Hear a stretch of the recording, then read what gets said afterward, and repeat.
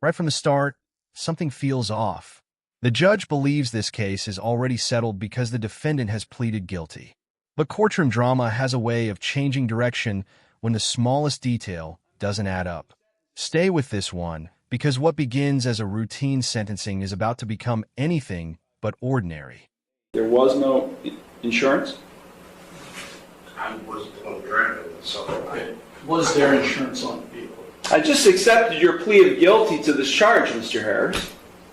I'm now in the sentencing stage. okay, I understand, but I'm getting advised by my Court is on the record in City of Conneaut versus Ricky L. Harris, case number 25 TRD 28. This case is set for a plea hearing today. It's actually set for a jury trial this coming Thursday of this week. The court received a notice in motion filed by the defense this past Friday, July 18th, and the court went ahead and hurriedly scheduled a plea hearing for today. Pending against Mr. Harris is a charge of failure to stop after a non-public road accident, a violation of Section 335.13A1 of the Conneaut City Ordinances, a first-degree misdemeanor.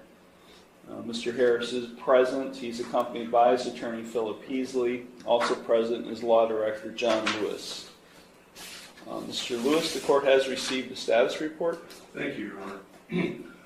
The offer that we have discussed here, should the court be willing to accept this, would be an amendment of the charge to the charge of failure to stop after an accident involving it is still a first-degree misdemeanor, and that is under Ordinance 335.14A. The difference between this charge and the original charge is that this charge does not carry a mandatory license suspension. I discussed this amendment with Destiny Kreider. She is the individual whose car was struck back in December 21st of 2024, actually. I discussed it with her. She was not concerned about the license suspension at all. All she's asking for is I have for the court an estimate from West Penn Collision. The damage to this vehicle, which was a 2001 Chevy Blazer, was the grand total for the repairs of that vehicle would have been, the estimate that she provided to me, $6,874. And I have a copy of that for the court. I also provided one to Mr. Heasley. The blue book value of the vehicle as of July 16th of 2025 is $1,665, and I have a copy of that also for the court and for Mr. Heasley.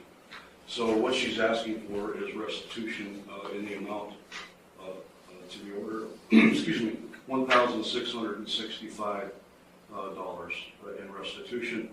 The city is recommending probation, whatever fine the court deems appropriate, court costs along with that cost. Thank you. Thank you.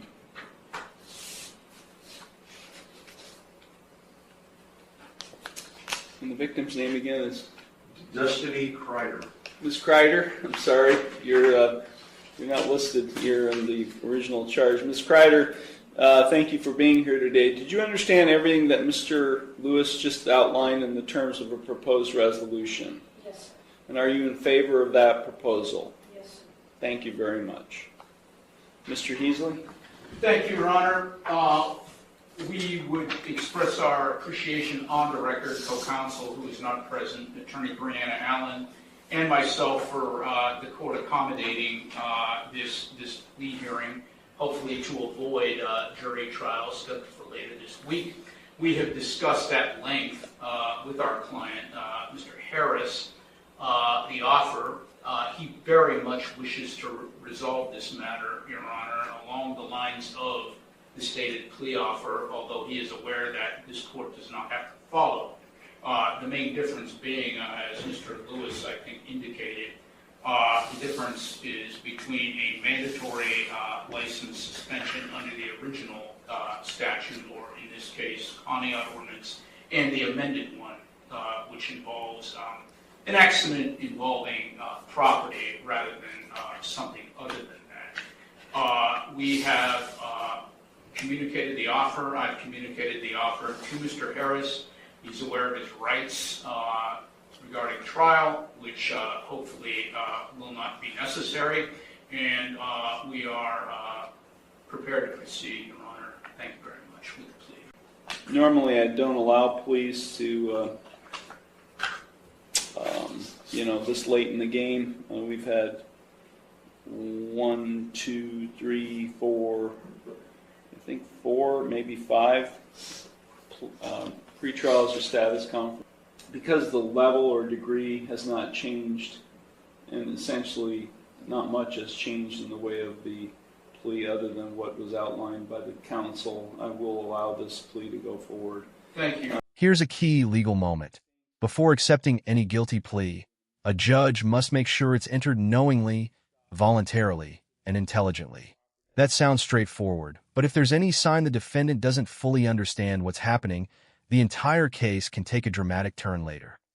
Mr. Harris, it's my understanding today you wish to plead guilty to an amended charge of failure to stop after an accident involving property of others, a first-degree misdemeanor, a violation of Section 335.14a of the Conneaut City Ordinances. Is that what you wish to do today? Yes. Okay, I'm going to provide to you, Mr. Heasley, a written waiver of your trial rights and right to a jury trial and acknowledgement of effective plea. If you find that document acceptable, you can sign and date it. It does find that defendants, as I indicated, I will allow the amendment to go forward. I do find the defendant's plea of guilty to the amended charge to be knowing, voluntary, and intelligent. The court will accept the guilty plea to the amended charge, and I will therefore find him guilty of the amended offense. We will now proceed to sentencing. Mr. Heasley, is there anything you or your client would like to say at this time before I impose sentence? Thank you, Your Honor. My client, as indicated earlier, does wish very much to resolve this matter, and that basically influenced the decision not to go to trial, which of course belongs to the defendant rather than counsel. We're aware that there is restitution to be made in this matter, and hopefully that will not be a problem. And he's aware of the possible sanctions that come along with this offense. We would hope that the court not suspend his driving privileges if possible, he's aware the court does not have to go along with the agreement, although we would hope that the court would. And once again, we appreciate the opportunity to plead to the lateral offense, same degree, that was afforded us in this hearing. This incident happened last December, Your Honor. Mr. Harris has not reoffended in any way, and he is not likely to do so at any time in the future. Thank you very much. That's all. Thank you. Mr. Harris, is there anything you would like to say at this time before I impose sentence? I'm not sure I'm allowed to say it, so I just hope that I can keep my sentence. That's all? Yeah. Okay. Okay. Mr. Lewis? Thank you, Your Honor. Just a real brief recitation. Back on December 21st, Ms. Kreider's vehicle was parked in front of her residence in the street. It was struck by another vehicle. Officers investigated the matter, determined that the vehicle belonged to Mr. Harris, and at that point in time, they found pieces of the vehicle that were there, including a piece of a Cadillac grill ornament, and they matched it to the front of Mr. Harris's vehicle, and it fit. A piece of the Cadillac grill ornament fit perfectly, so that's how it was determined that Mr. Harris's vehicle was involved in the accident. Other than that, Your Honor, like I said earlier, all Ms. Kreider is really concerned with would be the restitution amount that we discussed previously of $1,665. She currently she's been without a vehicle, I believe, since this accident happened. Is that correct? She's been without a vehicle this whole time. Thank you, Your Honor. Thank you. Ms. Kreider, is there anything you would like to say at this time before I impose sentence? No? Now the judge starts asking questions about insurance, and that's where the atmosphere shifts. What seems like a simple clarification could completely change the legal consequences. In court, one unexpected answer can unravel hours of negotiations in seconds. So I think if there's a restitution component being included in, it seems, because this was not a citation that was issued, this was a complaint filed with the law director, so I can't tell from the paperwork filed with the court whether he had insurance or not, but I'm assuming since restitution is a component of the sentence that there was no insurance? I was the one driving it, so Was there insurance on the vehicle? I don't know. I didn't do it, so I don't know. I didn't have the car in my possession. Help me understand this. What does he mean by he didn't do it? I'm sorry. We were prepared, Your Honor, although he does wish to resolve this matter, according to the offer which was just recently extended to us, with trial on this matter. But he has waived his rights to... I understand. Just tell me what happened. I understand. Just tell me what happened. I'd like to know what he's claiming happened.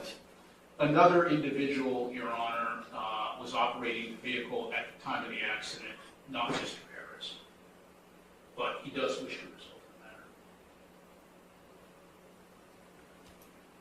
the matter. This is the moment everything changes. The defendant suddenly claims he wasn't the one driving, even after pleading guilty. That's a massive red flag. If someone says they're innocent after admitting guilt, every judge has to stop and make sure justice isn't about to go off the rails. I just accepted your plea of guilty to this charge, Mr. Harris.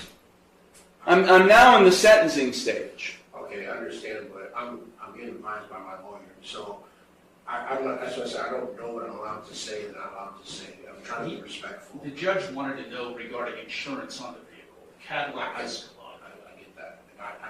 I didn't have insurance on that vehicle. Whose vehicle was it? Okay, so the vehicle was in my name that I used. I let my brother have that vehicle because I'm trying to help him out. It's your vehicle. It was in my name. It was his vehicle. He purchased it. He bought it. Was the title transferred? No, he did not transfer the title.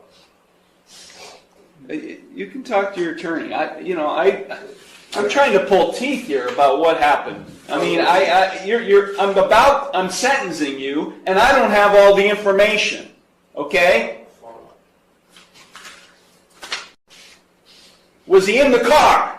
No. I feel like I'm cross-examining him. Was he in the car at the time? No, sir. Okay. So, here's what I'm getting at, Mr. Heasley, specifically for you. If he pleads to a charge where he's operating a vehicle in an accident, and he's not able to provide proof of insurance on the vehicle he was driving, what happens? It's a non-compliance suspension with the Bureau of Motor Vehicles. Right? I mean, I know this amendment was all about trying to avoid a license suspension, but if he pleads guilty to operation and he's not able to provide proof of insurance, then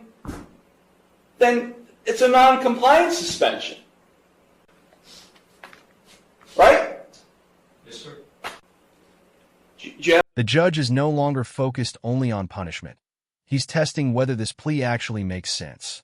When the defendant admits he's living paycheck to paycheck and then insists, "I didn't do it," the courtroom tension reaches another level. You can almost feel everyone realizing this case isn't over. Have the restitution to pay today? No, sir. Leave me alone. This case has been pending since December. You haven't been setting any money aside for that possible consequence? I'm living paycheck to paycheck. I Okay. have 5 kids. I'm sorry, Mr. Harris, I'm but take a look behind you. I didn't do it You just pled guilty to it. because I'm being advised by my attorney. I asked last time I was here, I asked if I could talk. No one's letting me talk. What happens next is something you don't see every day. Instead of pushing forward with sentencing, the judge protects the integrity of the process by vacating the guilty plea and sending the case to trial. That's a reminder that in the justice system, getting the process right is just as important as reaching a verdict. Well, we've got an appeal issue right now. We got an ineffective assistance of counsel claim right now. And I'm not going to allow this thing to go up on appeal, and you guys spend all kinds of time dealing with an appeal. I'm going to leave. And you guys are going to talk about this, and then we're going to resolve it, because I'm not sentencing right now. Because I'm not going to allow you to waste your time having to deal with an appeal on an ineffective assistance of counsel claim. This case is going to a jury trial. I'm vacating the conviction. This case is going to a jury trial on Thursday. You want your trial? You got it, Mr. Harris. This case is being vacated. I'm sorry, Ms. Kreider. This case is going forward to a jury trial. I'm vacating the conviction, and we are not proceeding